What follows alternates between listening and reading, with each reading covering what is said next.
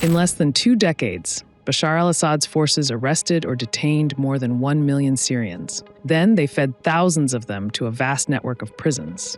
By June 2024, a UN team had mapped more than 100 government detention sites and analyzed 128 facilities. But one was the regime's flagship prison. Here's how al-Assad's Syria broke its own people in Sednaya prison. Sednaya was built in 1987, about 30 kilometers north of Damascus. Its triangular design stationed guards in a central tower with a view of every wing. It was designed to hold up to 20,000 prisoners. They were the ones the regime wanted to break or erase. Torture was not the exception, it was routine.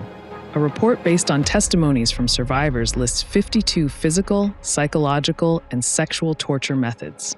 They ranged from systematic starvation, no medical care, and electric shocks to body suspensions, mock executions, and sexual violence.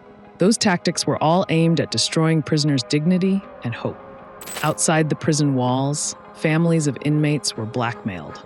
Desperate for news, some paid about $1,500 to learn whether their loved ones were alive. For $4,000 or more, they were promised releases that rarely came.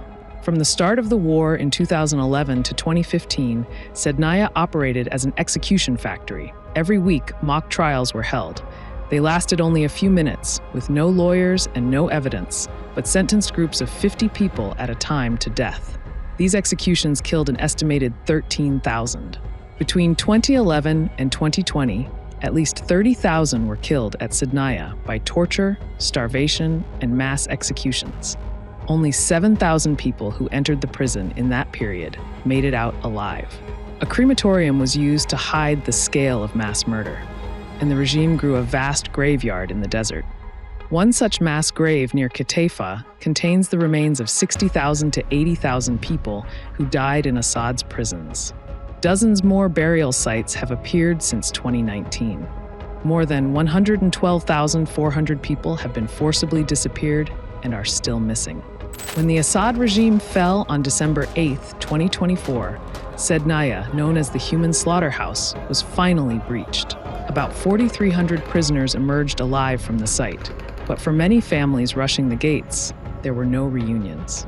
1 year later, a new Syria is being built, but Sednaya remains a reminder of the Assad regime's crimes against its own people.